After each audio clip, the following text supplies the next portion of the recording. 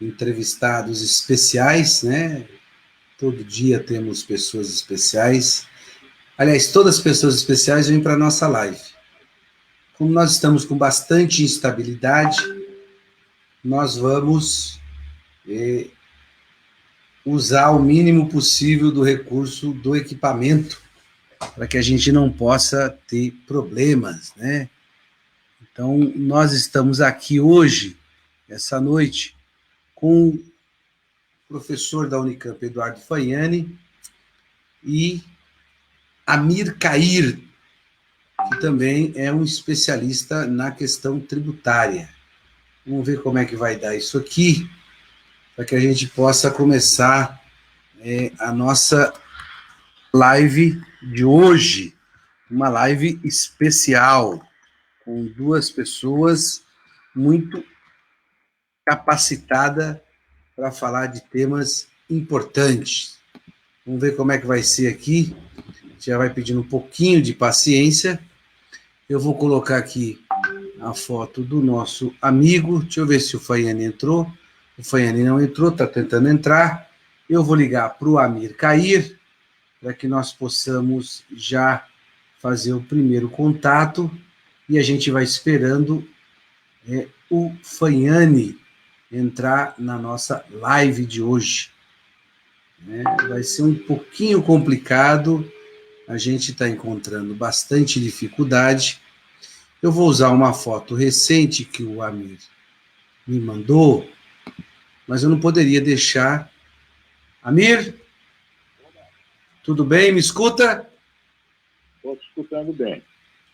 Tá, estamos tentando esperar o Faiani entrar também. Você me mandou uma foto recente, mas eu gostei tanto de uma foto que você fala imposto sobre grandes fortunas, mas eu vou ser obediente, eu vou colocar a foto que você me mandou, retirou agora recentemente, está aqui, nosso amigo Amir Kair, que vai começar a falar com a gente daqui a pouquinho. A gente está esperando o Faiani entrar na live. Enquanto o Faiani não entra, eu vou ler aqui o nosso entrevistado, um dos entrevistados da noite de hoje, que é o Amir Kair. Para quem não sabe, o Amir Kair é engenheiro e mestre em finanças públicas pela Fundação Getúlio Vargas, foi secretário de Finanças da Prefeitura de São Paulo de 1989 a 92, na gestão da prefeita Luísa Erundina. Atualmente, Amir Kair é consultor na área fiscal, orçamentária e tributária. Boa noite, Amir Kair, tudo bem? Boa noite, tudo bom. Nesses tempos de pandemia de coronavírus, parece que todos os liberais se tornaram keynesianos radicais. É isso mesmo que você está vendo dessa conjuntura atual, Amir? A turma, muitas vezes, ela chega a exageros assim incríveis, né? Ou seja, eu vi mudanças assim repentinas, né? Em todos os governantes que menosprezaram a crise, menosprezaram a possibilidade de contágio e principalmente lá nos Estados Unidos, que é o modelo seguido aqui pelo nosso presidente, uma volta atrás em menos de uma semana, né? Ele ter recomendado que as pessoas poderiam voltar ao trabalho normalmente. O número de mortes agora nos Estados Unidos, a cada dia, vai multiplicando. Já passou 1.000 mortes por dia, né? E agora está dobrando, está indo numa velocidade muito grande. E era isso que esse nosso presidente aí estava querendo também fazer, só que ele se isolou totalmente.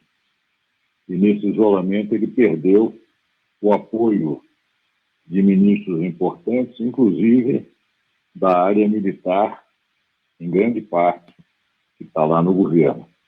Os dois importantes é o Paulo Guedes e o Sérgio Moro.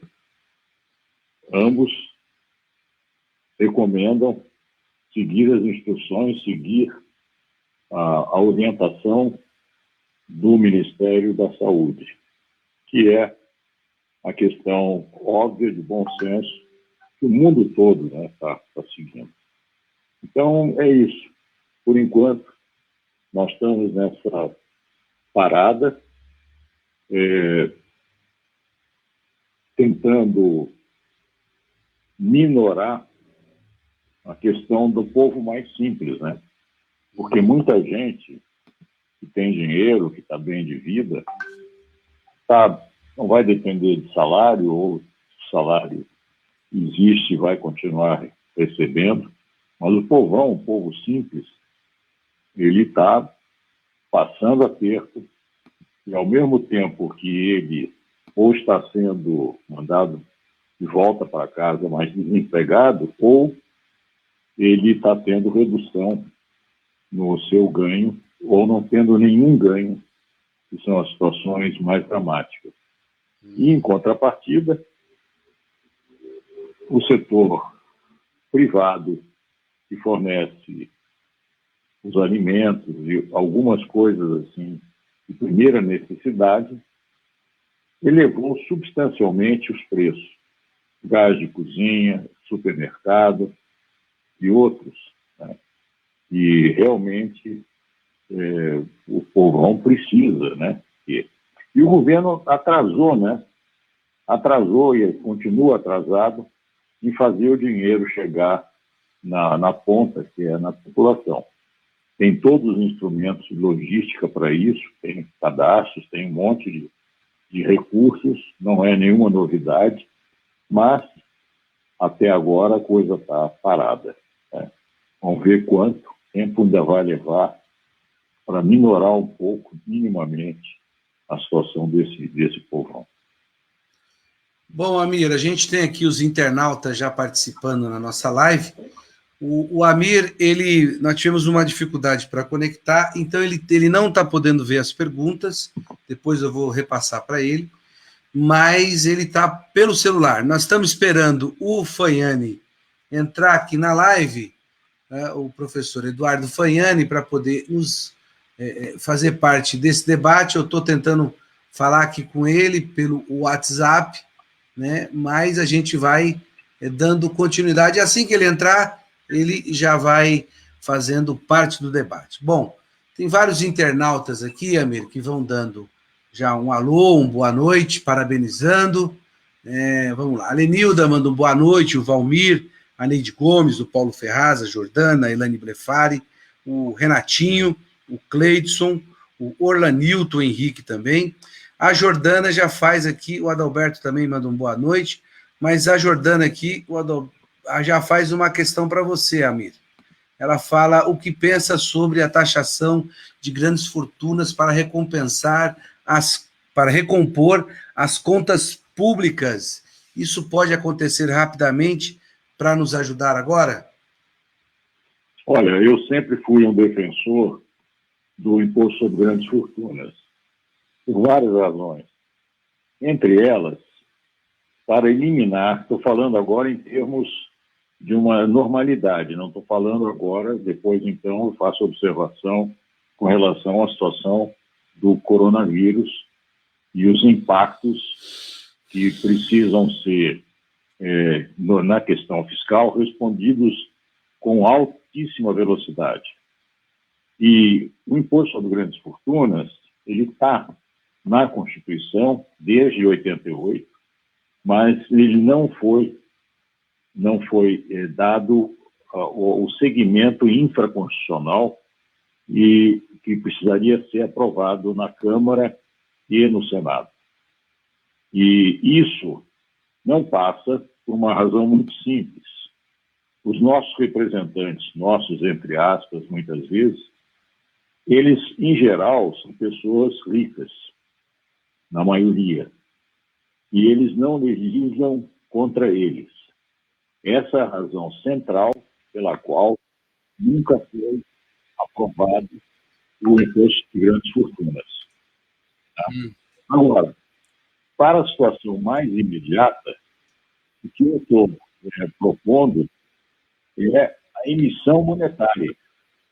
Simplesmente emitir moeda, que é o que os Estados Unidos estão fazendo, outros países começam a fazer, e é a principal fonte de recursos para atender essa demanda, e nessa fase inicial eu estimo como sendo conservadoramente 10% do produto interno bruto, ou seja, 10% desse produto interno bruto representa 720 bilhões de reais, né? É mais ou menos a média que outros países estão colocando, só que o produto interno bruto desses outros países é muito superior ao nosso. Estou falando da Europa, Japão, Estados Unidos.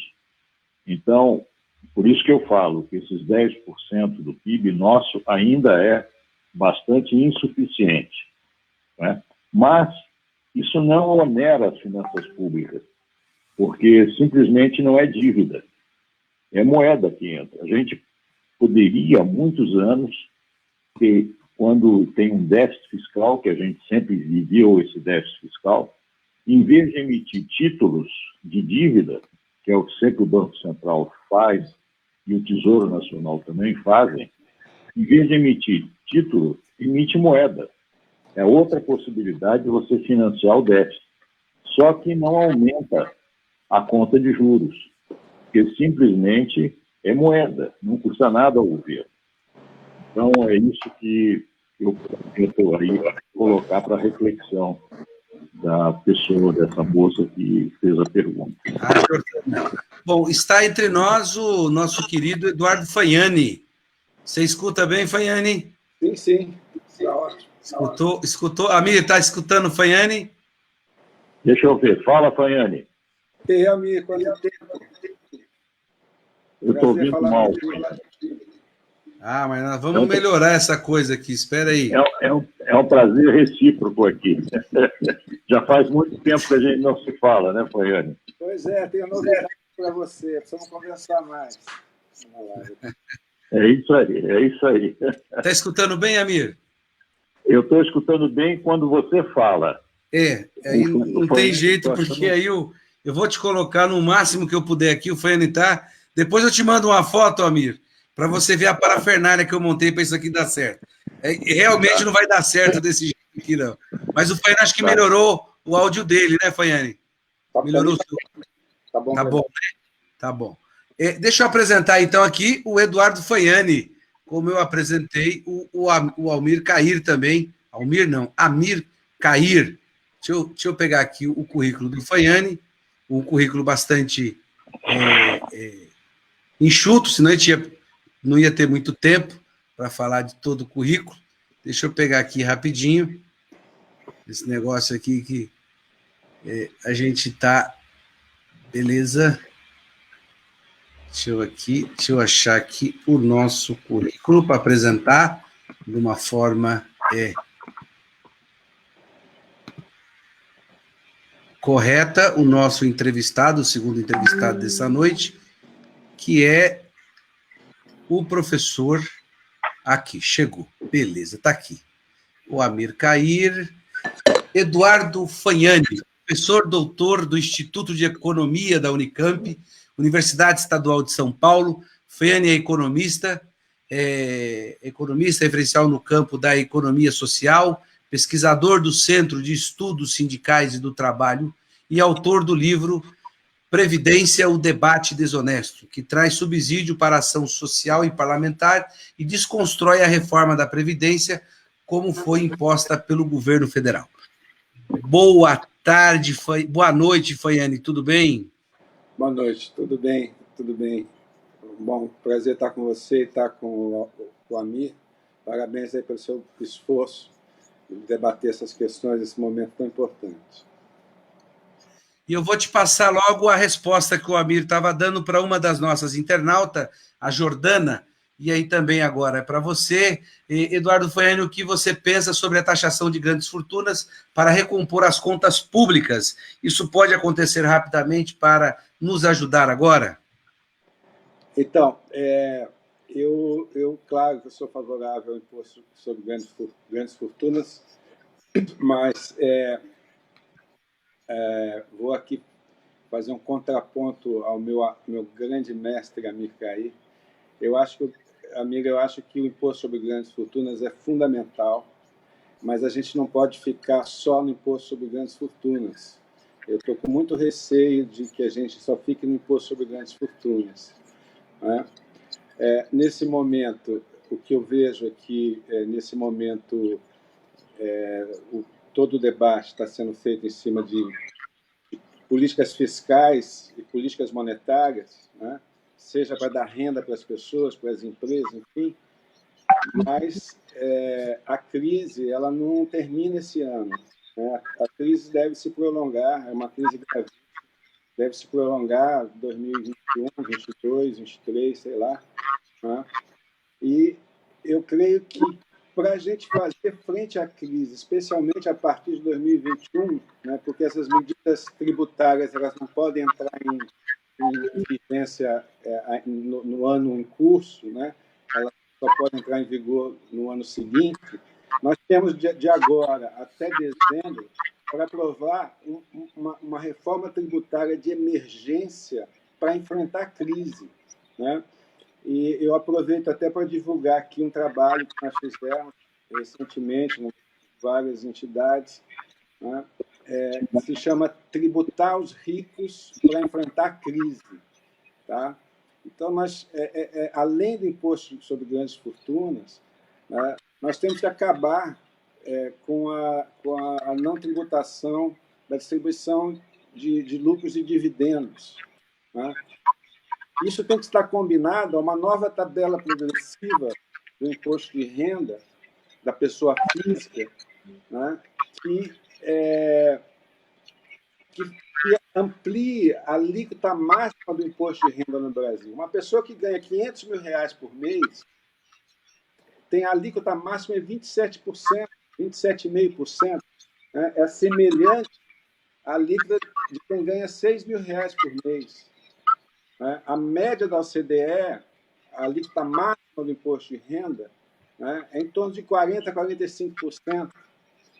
Né? Então, nós também temos que ampliar a alíquota máxima do imposto de renda, né, para quem ganha mais de 40 salários mínimos e mais de 60 salários mínimos até o infinito.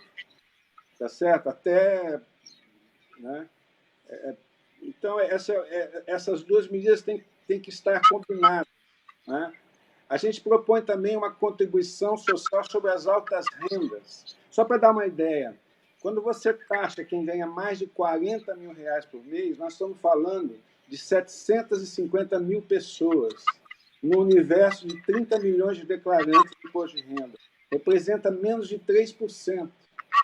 Certo? A verdade é que os super ricos no Brasil não pagam imposto. Né? Você vê, por exemplo, o Banco Itaú, os bancos lucraram 100, 120 bilhões, mas esse lucro é distribuído aos acionistas, pessoas físicas. Né?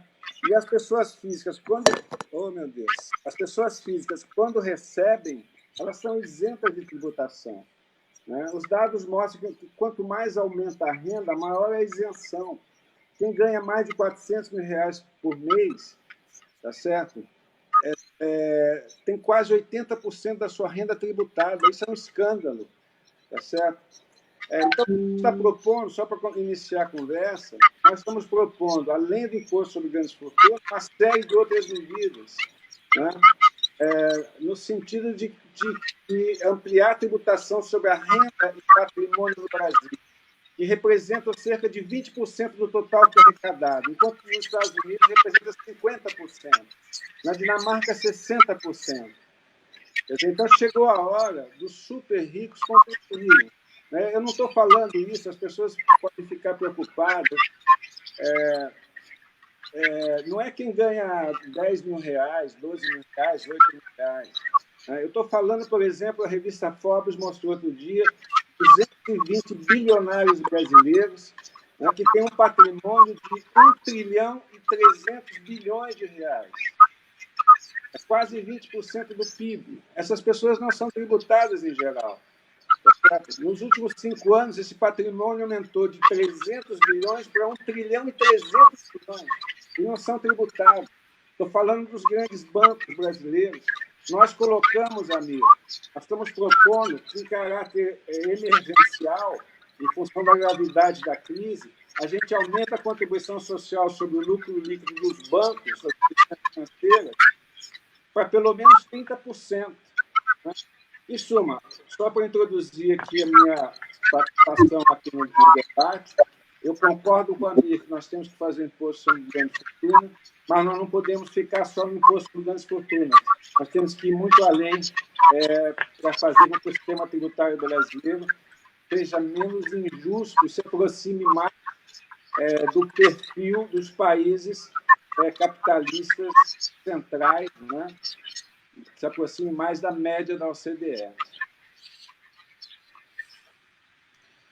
Bom, Amir, você quer comentar? Quer falar? Eu tenho algumas perguntas já aqui. Confesso que nessa live eu estou só para aprender. Tá, eu quero comentar um pouquinho.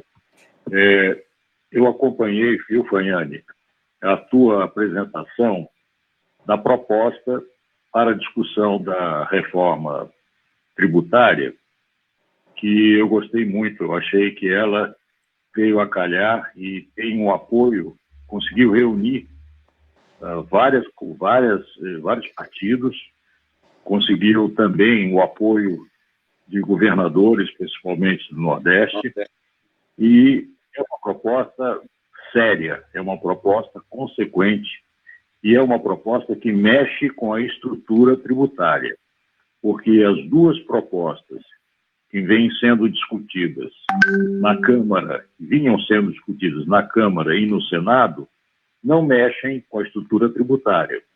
Ela simplesmente faz umas simplificações que só vai interessar as grandes empresas, porque as pequenas e microempresas e já estão fora da sofisticação, da complexidade do sistema, porque são tributadas só em função do montante de receita, né? Mas concordo integralmente, temos que tributar principalmente os bancos, temos que mudar a estrutura do imposto de renda, porque aqui no Brasil você tributa em excesso o consumo e subtributa, né, Fanhani, a renda e o patrimônio, né? Ao contrário do resto do mundo, né? E nessa situação existem vários estudos, sejam aqui, que eu conheço aqui na USP, no pessoal de economia, seja do IPEA, que mostram que essa estrutura tributária no Brasil, ela penaliza quem ganha menos. E quem ganha até 2 salários mínimos, por esse estudo do IPEA, paga 53% do que ganha em impostos e tributos. E já quem ganha acima de 30 salários mínimos, paga 29%. Né? Isso faz com que os preços aqui no Brasil fiquem majorados, fiquem mais altos, porque há um excesso de tributação sobre o consumo, que pune principalmente a população de menor renda. Né? Então, o que eu tenho defendido, viu, Fanhani, acho que você não deve ter pego essa parte da resposta à pergunta sobre o imposto de grandes fortunas, é o seguinte: a gente precisa de coisas rápidas, né? E de coisas que a gente possa prescindir até do Congresso. E, nesse sentido, eu tenho defendido a emissão monetária, a emissão de moeda. Né? Eu acho que vai ser a principal fonte de abastecimento desse montante de recursos que eu estimo inicialmente em 10% do PIB, 720 bilhões de reais. Né? É mais ou menos uma média que está sendo gasta por outros governos. Então, é isso. Por enquanto, é essa observação. E eu cumprimento aqui o Fanhani, não pude fazer isso em outra ocasião, por ter ele participado e praticamente coordenado todo esse esforço de proposta, uma proposta séria, uma proposta consequente da reforma tributária. Pois bem, vamos tentar levar essa conversa aqui para um patamar mais dos humanos aqui terrestres, dos nossos internautas, que estão preocupados bastante. Nós estamos com 2 grandes especialistas na economia. O negócio é o seguinte, a vaca foi para o brejo, a economia desandou. Os liberais que falavam que o mercado resolvia tudo, agora viraram, eu estava falando, viraram keynesiano, a Mira Leitão virou keynesiana radical. Tem que aumentar o gasto público, a gente sabe que isso é uma disputa da narrativa, né? E elas estão ali para falar isso, para logo ali na frente falar que aí o Estado tem que se reduzir, tem que não sei o quê, a gente sabe qual é a cama que estão preparando para nós, e nós do movimento sindical, Amir e Fayane, nós já assim, não tem uma proposta que esse governo consiga trazer que nos coloque no debate para poder avançar nessas questões. A pergunta que eu faço, e que a gente vê aqui dos internautas nossos, acho que só o Amir que não está conseguindo ver, viu, Fayane? E ele mandou essa foto agora, viu? Ele está bem, né? Mandou essa foto agora, ele está muito bem, o Amir.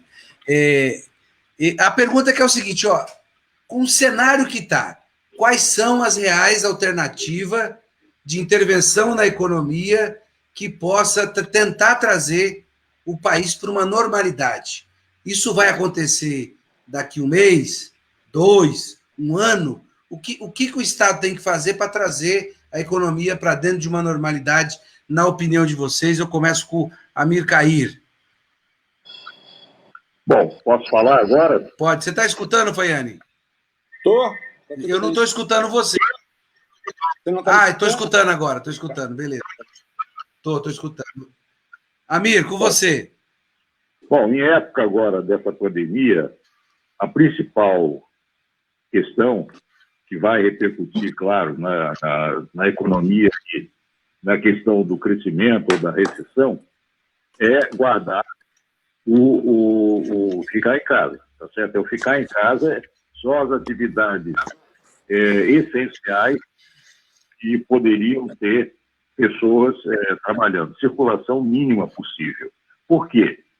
Por uma razão simples. Nós estamos numa situação de aceleração rápida, muito rápida, da curva de contágio, né? Cada dia que passa, o número de contágio dobra, ou às vezes até mais, não é? E o Brasil, se for seguir aquilo que o Bolsonaro estava brigando com o seu próprio Ministério da Saúde, era de voltar ao trabalho.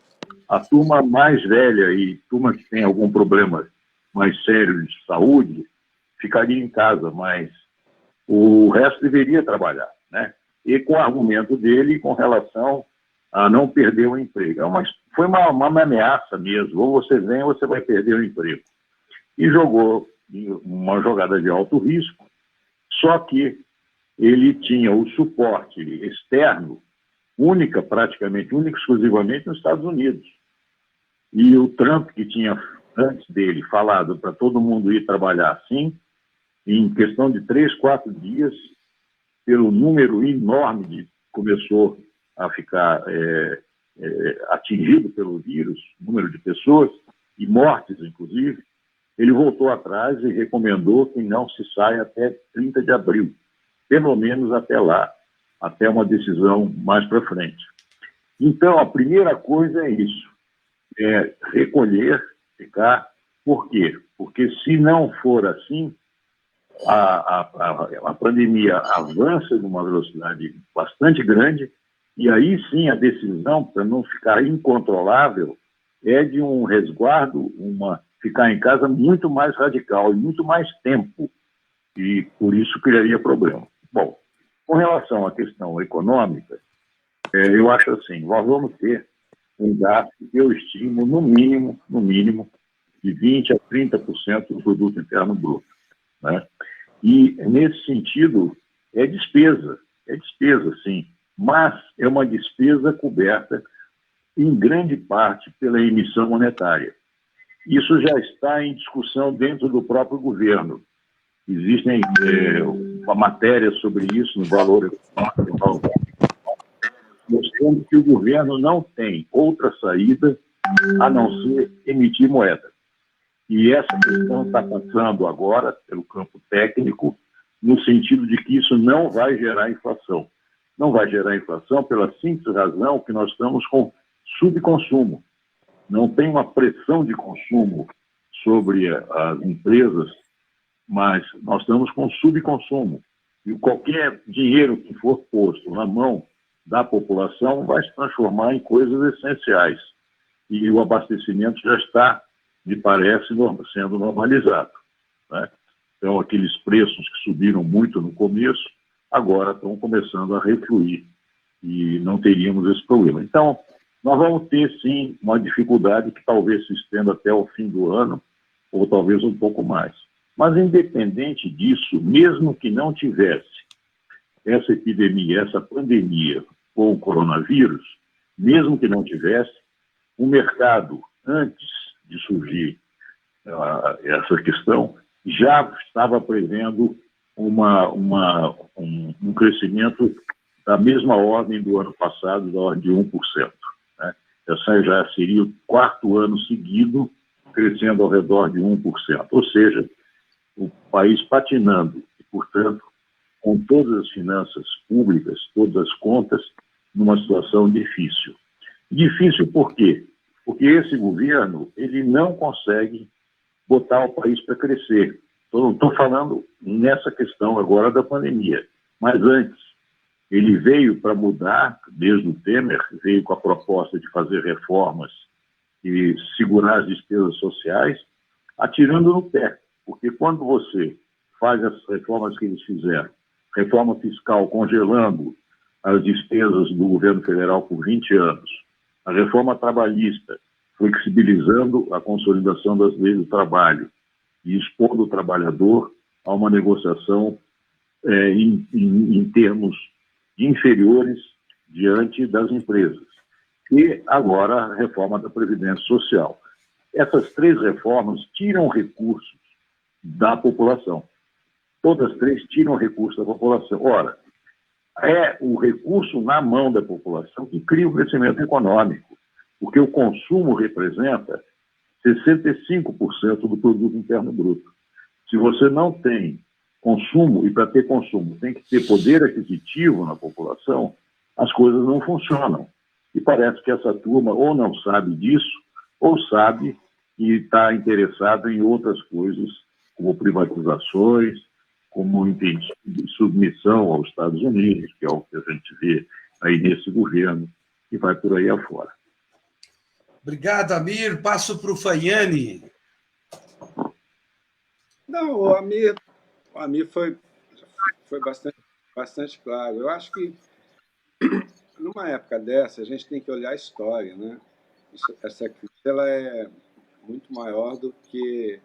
Talvez seja muito maior, porque é um misto de crise da saúde gravíssima e crise econômica, né? Ela tem a mesma proporção da crise de 29, da saída do pós-guerra, da crise de 2008, né? E numa situação dessas, tem que buscar a história, o que foi feito, né? Numa situação de crise, o Estado tem que entrar.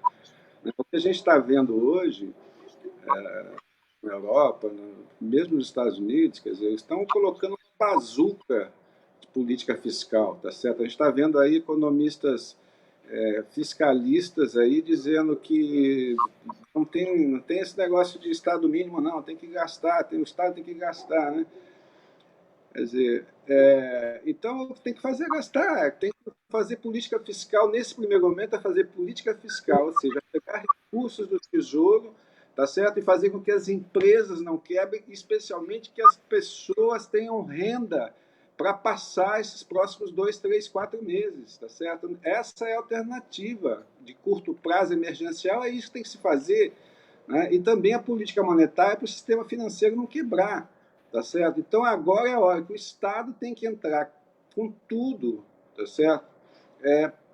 Para que as pessoas tenham renda, consumam, continuem consumindo o mínimo, tá certo? Que as empresas também não quebrem, né? Porque se você não fizer isso agora, a saída da crise econômica vai se aprofundar muito, tá certo? E a saída dela vai ser muito mais complicada. Então, o que tem que fazer agora é isso, E o que a gente tem visto é que o governo não está fazendo isso, né? Não está fazendo, não tem sentido pagar os R$ 600 que a oposição propôs, era um salário mínimo.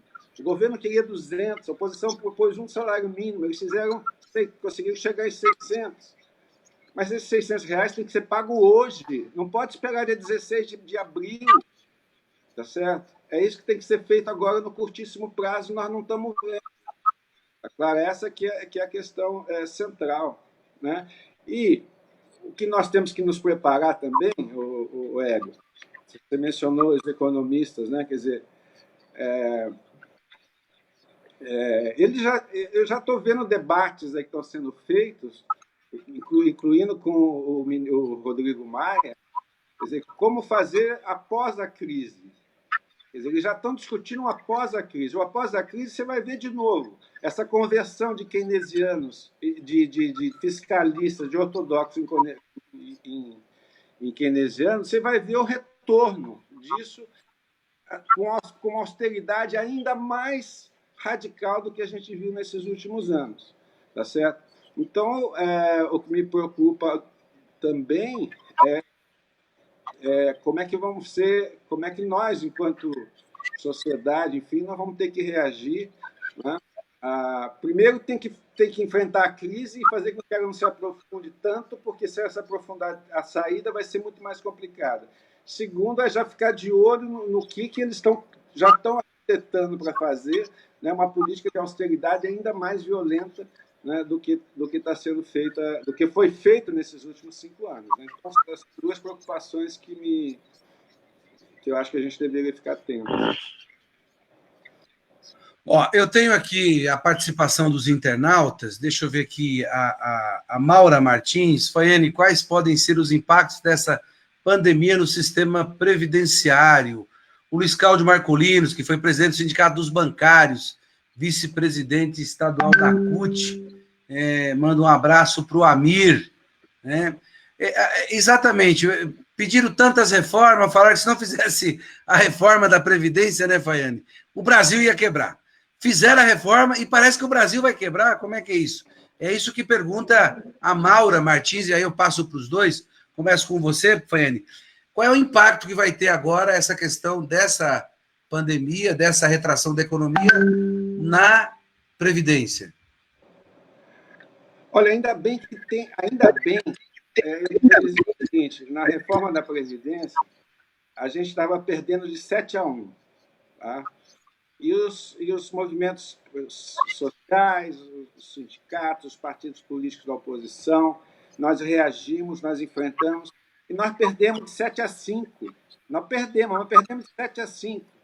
Tá certo? E ainda sobrou alguma coisa da Previdência. Ainda bem que sobrou alguma coisa da Previdência.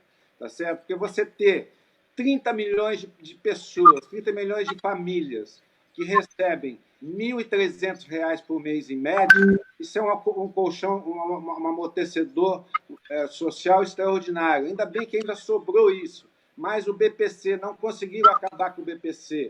Tá certo? Então, esse é um ponto que eu quero destacar. Você imagina o que seria essa crise sem 30 milhões de pessoas recebendo o INSS e 6 milhões de pessoas, de famílias, na verdade, recebendo o BPC. Tá certo?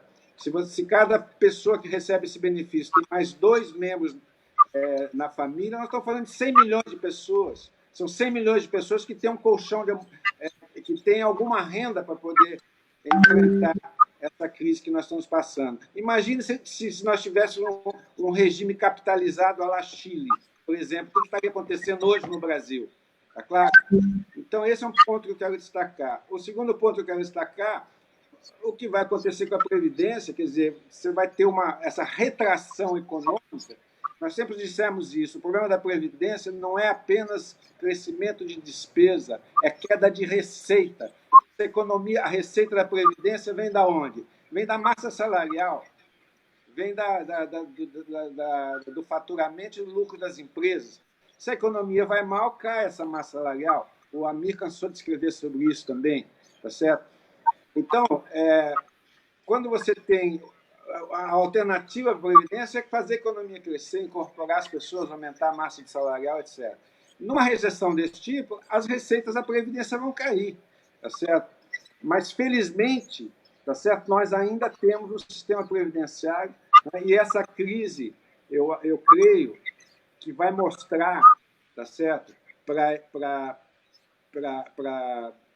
Eu acho que vai ser pedagógico, espero que seja pedagógico, tá certo? Mostrar para as pessoas, especialmente para os fiscalistas, especialmente para os setores ligados ao capital, às elites desse país, a importância da proteção social, a importância do Estado Social de 88 que nós construímos no Brasil, tá certo? Que depois foi modificado, etc. Hoje nós podemos dar essa renda básica que estão falando, porque nós temos um SUAS, um Sistema Único de Assistência Social, tá certo? Com toda a sua institucionalidade, sua capitalidade, tem além do Bolsa Família, tem o CadÚnico, etc., que foi construído a partir de 2005, etc. Então, a crise, eu espero que mostre para as pessoas, né, até porque mostre para as pessoas a importância de uma proteção social, como a Previdência, como o BPC, como o SUS, tá certo? Imagine se nós não tivermos um SUS, imagine se o sistema de saúde brasileiro fosse privatizado, que é o projeto que está sendo implantado nos últimos 5 anos, tá certo? O que seria desse país, né? Então, esse é o momento, espero eu, né, que haja aí uma consciência civilizatória por parte, especialmente das elites que são tão retrógradas nesse país, né, que jamais aceitaram sequer esses avanços mínimos da Constituição de 88. Amir, Pode falar. pode comentar. Você escutou bem o Fanhani? Escutei, sim. O Fanhani exerceu também uma coordenação e uma participação intensa, juntamente com várias outras pessoas, não só agora, também em 2007, quando o Lula criou o Fórum Nacional da Previdência Social. Havia uma pressão naquela ocasião muito grande para fazer mais uma reforma da Previdência, e esse fórum não secundou essa pressão, não aceitou e mostrou ali com clareza que não havia essa necessidade. E, de fato, foi o que aconteceu. Em valores, eu me lembro bem disso, em 2007, desculpe, 2007, sim, nós tivemos uma situação de pior desempenho da Previdência do ponto de vista fiscal. Em valores de hoje, era como um déficit da ordem de 90 bilhões de reais. Só que nos anos seguintes, até 2014, esse déficit foi caindo, porque tinha emprego, tinha bastante gente com carteira assinada. E em 2014, esse déficit assumiu um valor mais baixo, que foi 40 bilhões de reais. Né? Depois disso, com a crise fortíssima, que derrubou 40 a bilhões, arrecadação. Aqui, Não só 40 bilhões com o rural. 40 bilhões com o rural. A Previdência Urbana em 2014, 2013, 2012 foi superavitária. Não é? Mas esse é o conjunto. Viu? Ah, sim, claro. Mas o urbano foi superavitário. Sim. O déficit é do rural. Né? Porque não tem, as empresas não contribuem praticamente para o rural. Né? Então, até hoje, então, o rural nunca recolheu mais do que 10 bilhões. Agora, o que ocorreu? Ocorreu uma perda fortíssima de arrecadação pela crise. Né? Então, eles aproveitaram, esse governo aproveitou que estava a crise, que estava a situação dos trabalhadores bastante crítica, e aí meteram a reforma. Né? Se o país não tivesse nessa situação de crise, essa reforma não passaria. A pressão da sociedade seria muito maior. Né? Mas o que eu vejo é que, com essa pandemia, nós vamos ter, sim, uma retração na receita da Previdência Social. Por quê? Porque, em termos médios, o dinheiro que chega em época normal na Previdência Social, 25% vem dos trabalhadores, no olerite que é descontado, 8, 9 ou 11%. Mas as empresas contribuem com 20% da folha, né? Então, elas representam metade, praticamente, da arrecadação que chega na Previdência. E o governo complementa a diferença entre a receita e a despesa da Previdência com outros 25%, aproximadamente. Tá? Quando você começa a dispensar os trabalhadores, quando você não paga o salário integral deles, essa parte do governo e a parte dos trabalhadores diminui muito a receita da Previdência, o que pode comprometer os benefícios que estão sendo pagos aos aposentados e pensionistas. Então, nesse sentido, o governo é que vai ter que entrar para complementar. Não se fala, por enquanto, nisso. Estão estudando economia, que estão na faculdade nesse momento e que assistem a senhora, que muita gente, a senhora, inclusive, arrasta multidões de estudantes, aonde a senhora vai. Que mensagem... Que pode comprometer os benefícios que estão sendo pagos aos aposentados e pensionistas. Então, nesse sentido, o governo é que vai ter que entrar para complementar. Não... O Amir. Oi. Eu não estou te escutando. Está me ouvindo agora? Agora estou ouvindo. Sim. Você concluiu? Eu já tinha concluído. Sim. Tá, você parou, eu fiquei... Eu fiquei aqui viajando do que estava acontecendo aqui embaixo na timeline. Mas... Isso é bom, isso é bom. Aí eu falei, nossa, onde que eu fui? Cadê o Faiane? O Faiane saiu da live? Ele saiu. O Faiane deve voltar em alguns minutos. Deixa eu ver se o Faiane volta, porque eu queria passar aqui. Deixa eu passar aqui para você, Amir. Deixa eu ver, acho que o Faiane voltou aqui. Opa, o Faiane está aqui de volta. Tudo bem, Faiane? Você está numa luta surreal. O Amir não está vendo. Depois a gente manda para o Amir, quando você entrar na live, Amir. Você vai ver a luta que o Faiane travou com o celular. É uma coisa impressionante. Eu também tomei uma surra. Caiu de novo ele aqui. Ele está numa luta bastante interessante com a... Ele está voltando, a gente vai tentar estabelecer o contato aqui. E antes de perguntar para vocês dois qual é a visão de vocês do ponto de vista da economia sobre as ações que esse governo vem fazendo, mas fazendo uma crítica às ações do governo, porque do restante nós até médico, psiquiatra, nós já trouxemos na live para poder discutir a questão do Bolsonaro. Né? Segundo o doutor Paulo Sampaio, Paulinho, ele falou que o Bolsonaro não é doido, ele é um caba safado. Doido não, ele é um caba safado, doido não é não. Bom, eu tenho aqui um vídeo que eu queria, vocês estão olhando? Só quem não vai olhar é o Amir, mas, Faiane, você está vendo? Tô te vendo, tô vendo e ouvindo. Deixa eu ver aqui uma fala de uma grande economista, vamos ver se vocês concordam, que vai fazer aqui um comentáriozinho, um vídeo, deixa eu ver se vai rolar legal, deixa eu ver se ele vai ficar legal, deixa eu ver se ficar a gente rola, mas vamos ver.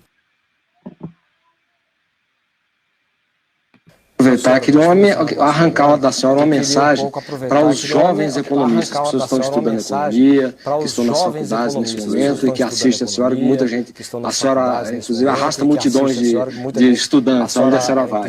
Que mensagem a senhora daria para esses jovens? Que mensagem a senhora daria para esses jovens? Social, e o seu nome originário tem que ser restabelecido, a economia política. Era assim que chamava no tempo do Adam Smith, do Ricardo, etc.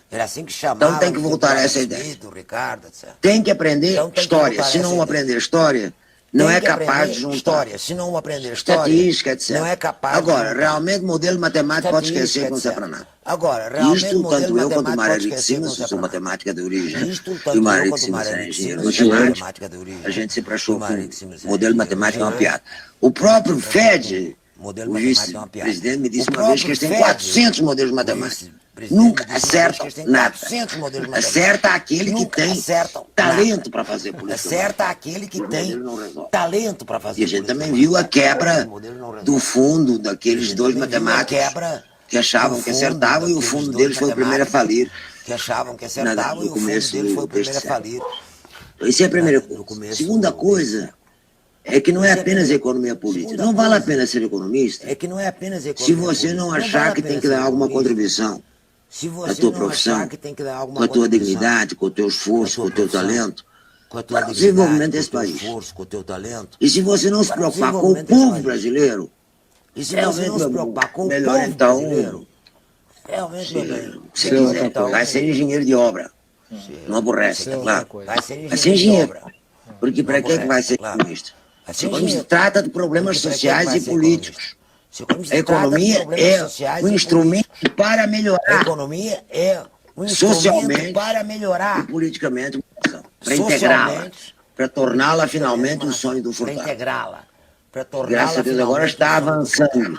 Então vocês têm que ter claro que o nosso sonho é, evidentemente, ser um país mais homogêneo, mais justo, mais igualitário. Se o sonho de vocês não é isso, então, meu filho, eu acho que deve mudar de profissão.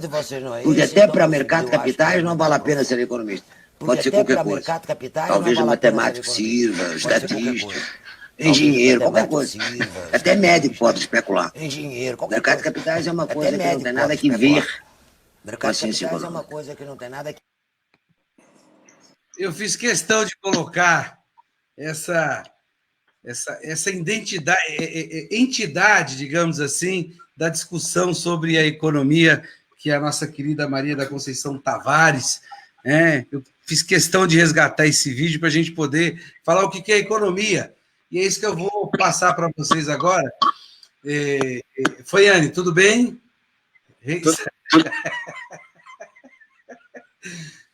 O Foiane está travando uma jornada de lutas com o celular. É uma coisa... Mas, Amir, para a gente, nós já estamos a 52 minutos, nossa live é 1 hora, e eu queria que vocês comentassem, começando por você. Deixa eu ver se tem alguém aqui na live. Tem várias perguntas que não vão... Nós não teremos... Nossa, tem uma aqui que é um texto, um livro praticamente. Bom, eu vou perguntar, na visão de vocês dois, o que é que esse governo, do ponto de vista da economia, do ponto de vista da sanidade é outra história, do ponto de vista da economia ele está fazendo que vai surtir efeito. E já faço uma crítica também nessa pergunta, porque para nós, o movimento sindical, um cara que propõe mexer em normas regulamentadoras do trabalho, em segurança do trabalho, em falar de CIPA, no momento de uma crise, como o Foiane falou, o Amir também, nós estamos numa crise, talvez uma das crises maiores do sistema capitalista.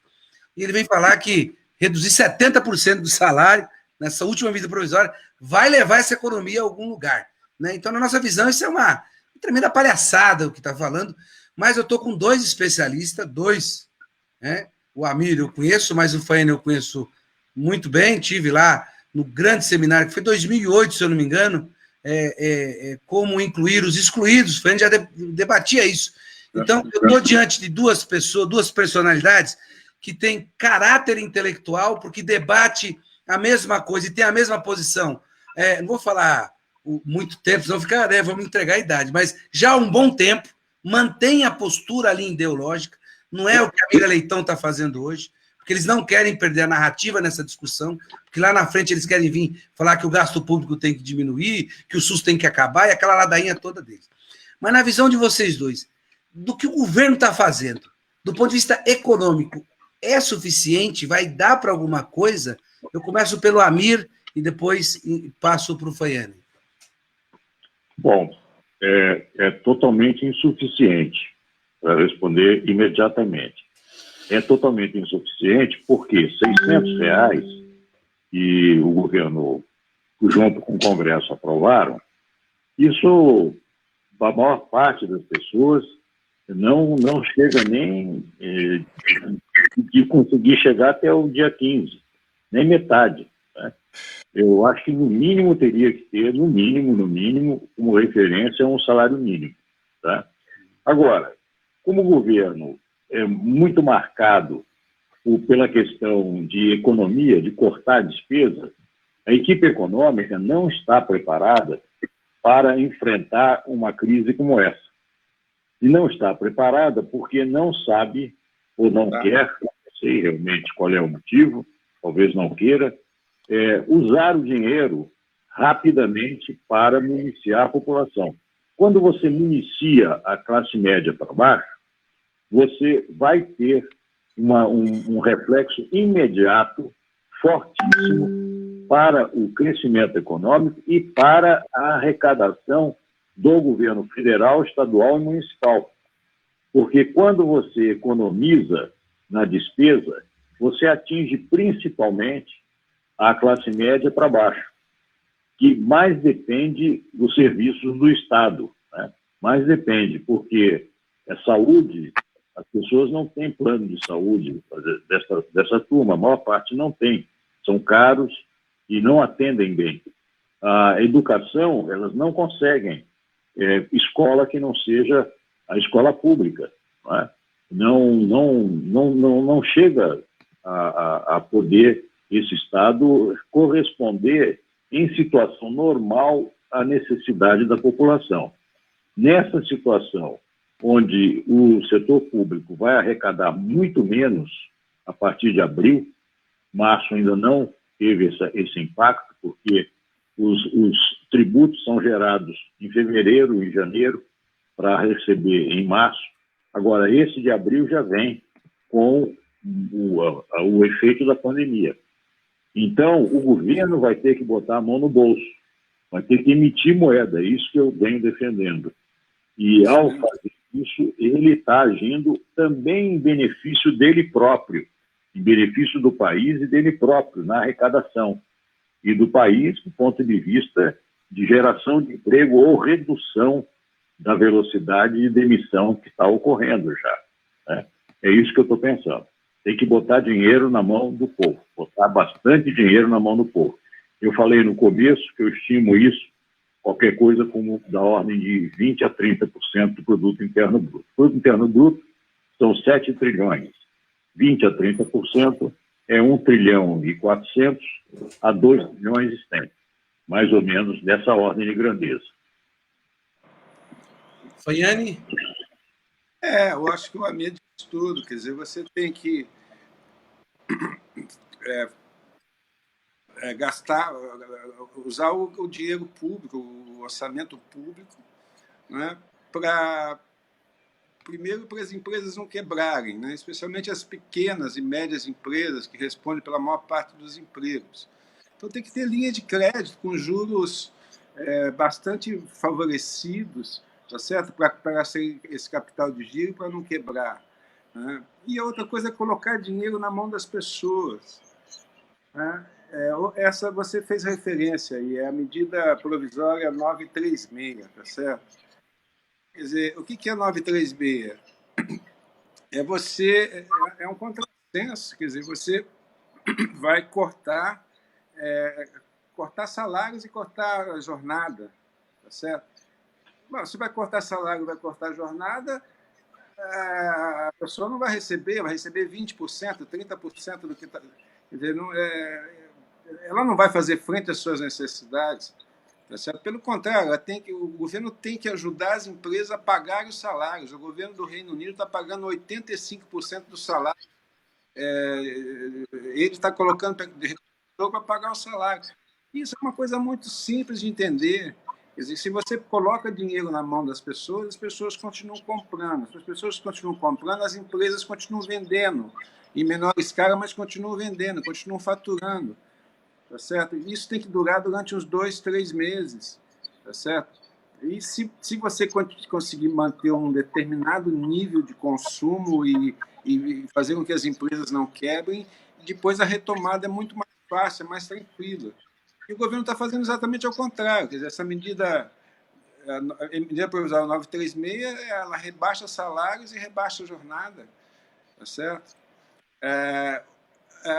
Bolsa Família, eles queriam dar R$200 para cada pessoa. O Congresso, a oposição propunha um salário mínimo, fecharam em 600. Mas tem que fazer já. Você tem 14 milhões de pessoas, de famílias, que recebem o Bolsa Família. Tem que dar os R$600 na mão delas. Tem o Cadastro Único, que tem mais 38 milhões de pessoas que estão no cadastro social do governo, portanto, são pessoas de baixa renda, já estão cadastradas, embora não recebam nenhum benefício. Tem que pegar esse cadastro, existe tecnologia para isso. A Caixa Econômica tem condições de pegar esse cadastro e pagar R$600 para cada uma dessas pessoas. Tá certo? Isso você não vê, isso não está acontecendo. Se você olhar as primeiras medidas que o governo fez, as primeiras medidas, você não criou despesa. O que ele fez? Antecipou o 13º salário dos aposentados. Antecipou... É só antecipação de despesa. Você não está criando gasto novo, você não está criando dívida nova, tá certo? Então, o que preocupa é isso, quer dizer, o Congresso já aprovou e o governo não paga, tá certo? E as pessoas não podem esperar. Tá? Então, esse, para mim, no curtíssimo prazo, essa que é a questão que é fundamental, além da questão do mercado financeiro. Enfim, tem quebra do circuito financeiro, também tem que socorrer, de alguma maneira, o mercado financeiro, etc. Né? É isso que tem que ser feito no curto prazo. O que a gente vê nos outros países, quer dizer, tem uma expressão que alguém tem usado, quer dizer, tem que fazer uma bazuca de gasto fiscal. Não é gastinho fiscal, é uma porrada, é uma paulada, tá certo?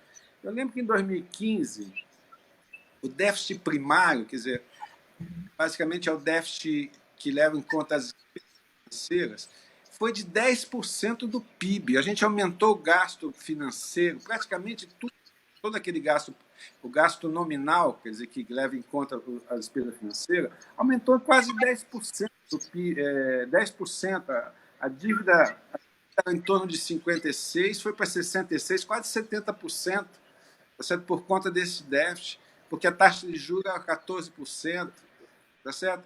Então você cria um déficit de 10%, 10% do PIB, se eu não me engano, tá certo? Para pagar a despesa financeira, tudo bem, não tem problema nenhum. Tem crise, tá certo? Agora, um programa emergencial, tá certo? Você cria 10%, 15% do PIB, tá certo? Para que as pessoas não passem fome, que as empresas pequenas, médias, empresas não quebrem. Isso é um drama, tá certo? Então, são 2 pesos e 2 medidas. Em suma, eu falei demais, mas o que é fundamental agora é botar dinheiro na mão das pessoas e das pequenas, médias empresas e também do sistema financeiro, para que o sistema financeiro sofra o mínimo possível com o fato de que as pessoas têm que ficar em casa. Não adianta, se você não der dinheiro para as pessoas vão sair de casa, elas vão fazer bico, tá certo? E aí você vai fazer com que a crise sanitária se agrave e que depois vai ter repercussões lá na frente. A economia, em vez de ficar 2 meses, 3 meses parada, vai ficar 4, 5, 6 meses parado. Essa que é a gravidade da situação atual. Você tem que colocar dinheiro na mão das pessoas já, tá certo? E o governo está driblando na área, né, como se diz no futebol. Beleza.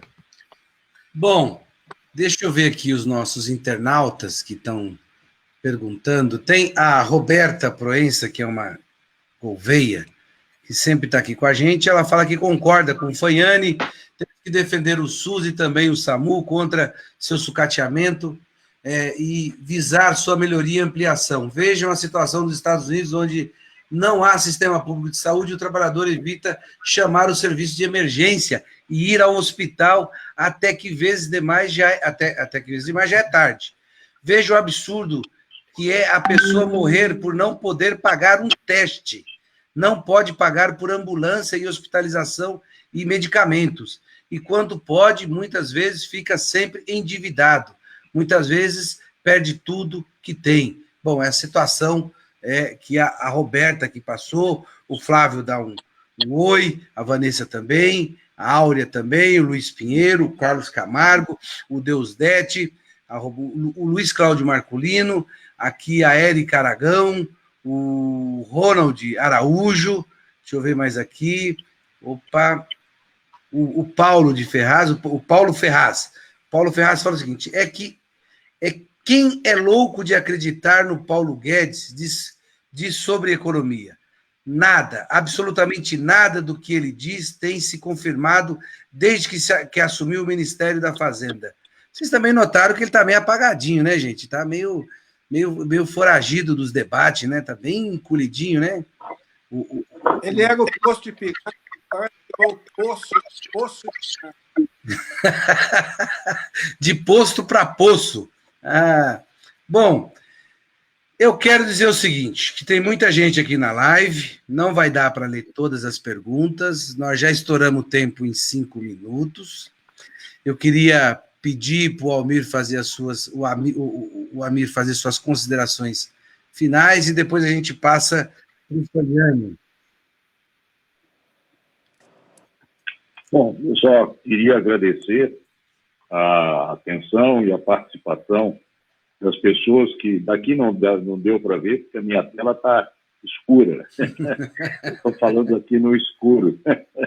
Mas agradecer, sim, a oportunidade, o prazer de também estar junto com o Eduardo Fagnani, que é uma pessoa que eu admiro muito, e a oportunidade que vocês estão nos dando de passar um pouco de ideias que muitas vezes não chegam, né, no povão, porque muito do que está chegando ao povão vem pela fala, às vezes, de economistas muito ligados ao governo e ao mercado financeiro.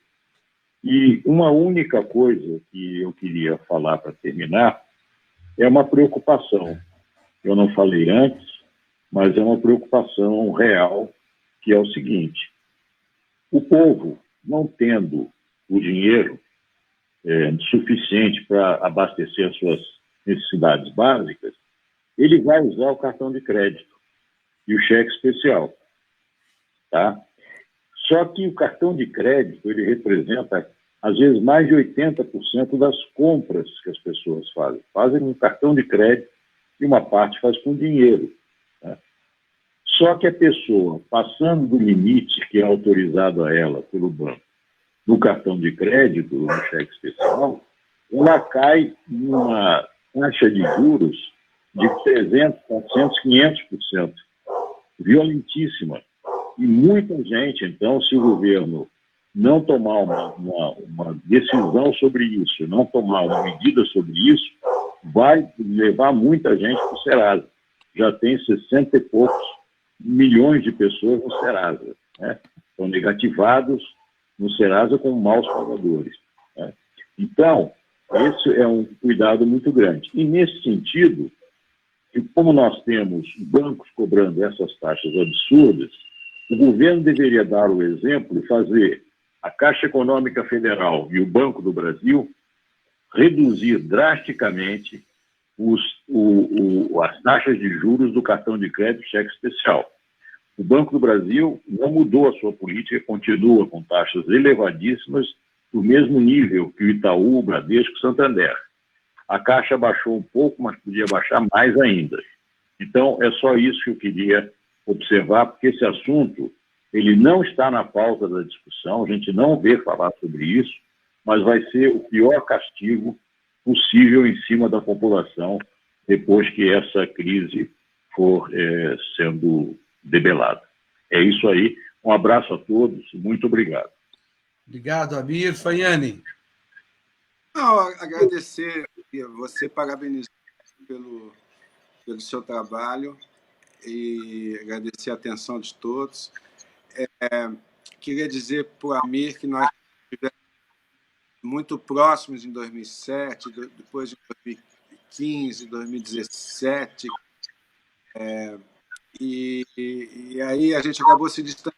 Então, eu quero fazer um convite aqui ao vivo para o Amir fazer parte desse nosso grupo. Aí são mais de 40 especialistas, Amir, E eu queria que você nos ajudasse também a pensar caminhos aí para a questão tributária. Faço um convite aqui ao vivo para ficar registrado. E Muito obrigado, contato. Eu agradeço e pode contar comigo. Eu sei disso. É isso. Eu acho que o lado que a gente tem que pensar é que essa crise ela vai mexer com as pessoas, está mexendo com as pessoas, né? A questão da saúde é gravíssima. Eu acho que acredito que vai haver, ao contrário da crise de 2008, né, vai haver um sentimento mais genuíno e generalizado, né, de uma consciência, né, em torno da importância dos sistemas de proteção social, né, a importância do estado de bem-estar social, né, e, evidentemente, para que esse estado de bem-estar social exista, né, ele tem que ter uma política econômica que seja com esse objetivo, que não pode ser a atividade econômica que a gente assistiu nos últimos 6 anos. Então, eu vejo esse ponto como um fato que é para a gente ficar ligado aí no futuro, que eu acho que abre uma nova perspectiva da consciência das pessoas em geral. Bom, 71 minutos. Queria agradecer demais ter dado esse tempo, ter feito por telefone sem conseguir ver o que está acontecendo, sem conseguir ver a luta que o nosso querido Faiane está com o seu celular, a live toda. Isso foi a grande dificuldade do Faiane, não foi responder pergunta, falar sobre os assuntos, nada disso. Foi manter o celular numa posição que ele consegue. Faiane, muito obrigado por atender esse convite. Nós estamos aqui na luta e sempre é importante contar com vocês que têm, na minha opinião, responsabilidade nesse processo para nos ajudar, a sociedade a entender o que nós estamos passando agora, e vocês têm, acima de tudo, vocês têm um compromisso intelectual com a verdade, diferente desses oportunistas de plantão que agora... Desde o século passado. Desde o século passado. Então, que tem compromisso intelectual com a verdade, não com o modismo que a gente está vendo uma série deles agora falando. Evidentemente que não vão convidá-los para fazer parte do Jornal Nacional e emitir a opinião sobre a economia, né? Logicamente que não, porque essa disputa, a hegemonia na sociedade, eles não querem perder. Mas por aqui a gente vai fazendo nosso trabalho. Ontem nós tivemos um ataque de bolsominions aqui na nossa live, depois eu fui descobrir por quê, porque nós atingimos aqui a marca de 1 milhão de visualizações, a gente está conseguindo discutir com os companheiros, passar, né, e durante a semana a gente foi tendo cada dia uma pessoa para poder nos ajudar a fazer esse debate, né. Amanhã nós vamos estar com outros companheiros, para poder nos ajudar aí entendendo o que está acontecendo na sociedade brasileira. Amanhã à tarde a gente vai ter, nós estamos fazendo 2 lives por dia. Às 14 horas vamos estar fazendo uma live com o Raimundo, presidente do Sindicato dos Químicos do ABC, junto com o Alemão, que é vereador do PT de Santo André. À noite nós vamos estar com a live com o deputado estadual Luiz Fernando, e estamos tentando fazer uma live com o Paulo Paim. Não deu hoje a live com ele na parte da tarde, porque o Paulo Paim está fazendo as sessões virtuais, e aí as pessoas estão indo até lá, ele está no grupo de risco, né? Então, nós estamos tentando fazer a live com ele. Mas, de antemão, agradecemos, muito obrigado, estamos na luta, valeu mesmo. Um abraço, Faiane, um abraço, Amir, tudo bom? Até mais. Até mais. Legal.